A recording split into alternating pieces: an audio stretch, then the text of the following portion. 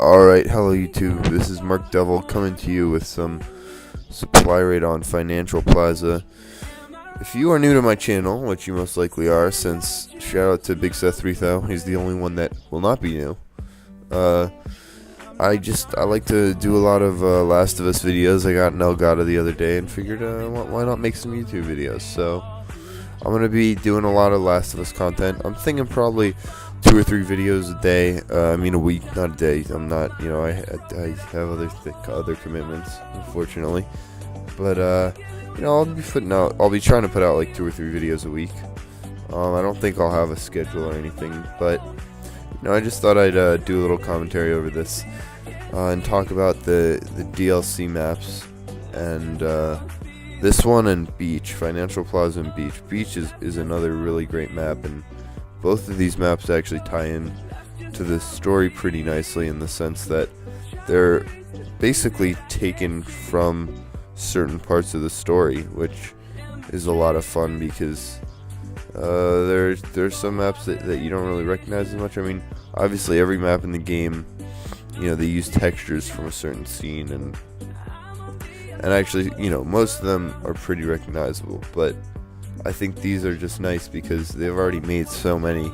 You basically just thought that they run out, but they just keep on making them. And the other thing that's great about these too is, they're free for everyone, which in terms of on PS3, it can be really hard to find people in DLC matches. But now me and my friends don't have to jump into DLC matches anymore to play DLC because we have the free DLC that's running in the normal playlist. So I think this new DLC is really good. And so to talk about like the gameplay,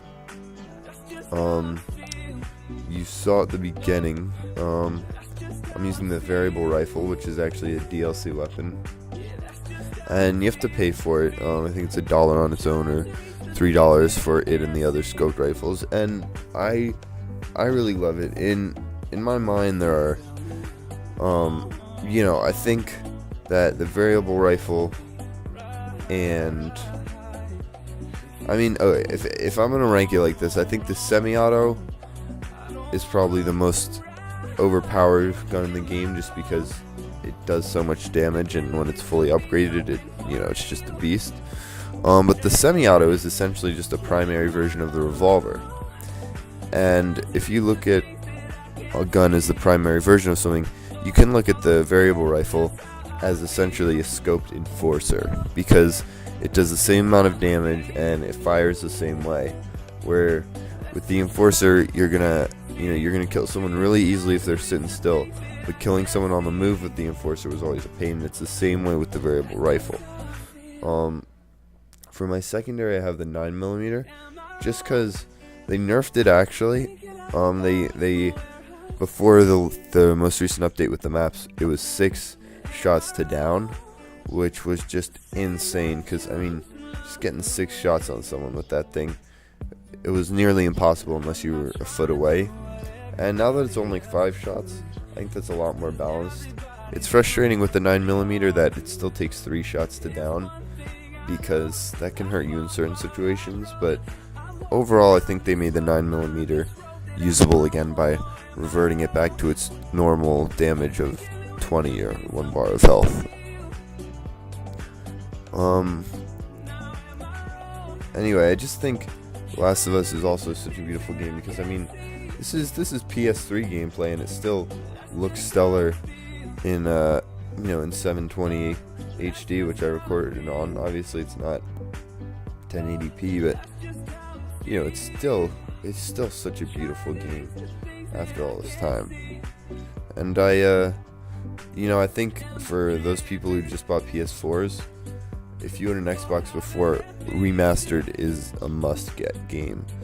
And if you have a PS3 and you're waiting to buy a PS4, you could do that and buy Remastered. But honestly, I would just buy this game for PS3. Even you can still find season passes online, which would give you access to all the content. And it's just a lot of fun. It's a game that really is a lot more fun if you have friends, because, for example, here I was in a full lobby and then one of my friends gets kicked and we just end up beating them with only 3 of us.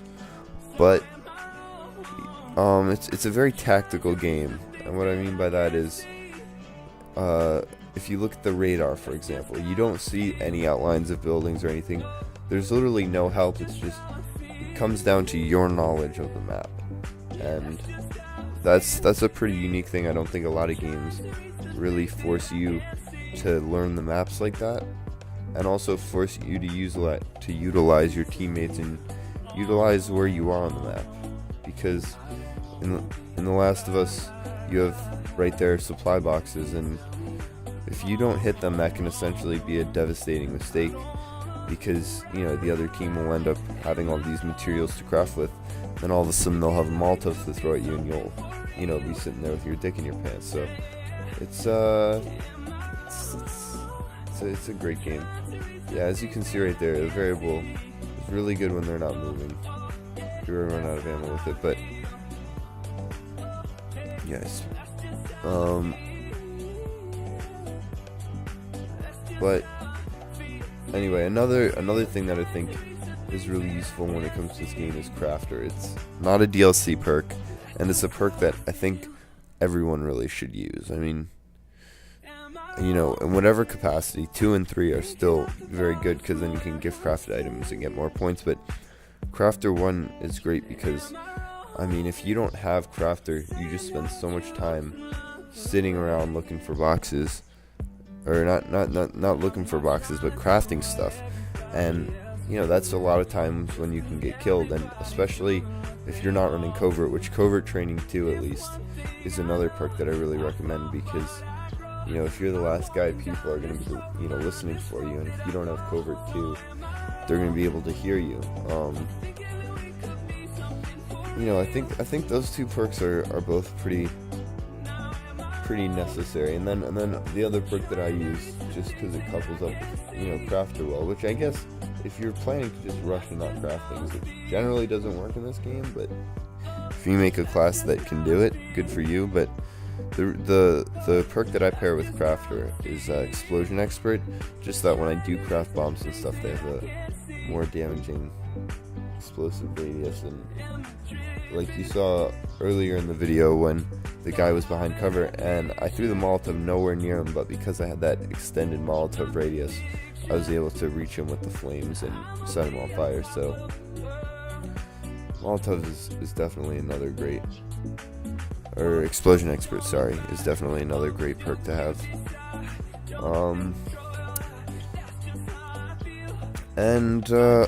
Another thing I'd say when it comes to The Last of Us is you're a punk-ass bitch if you buy armor before you've upgraded everything else, because, I mean, if you're playing against good players, when they get you down, they'll shoot your armor off anyway, and then you've just wasted the points, and you don't have an upgraded weapon.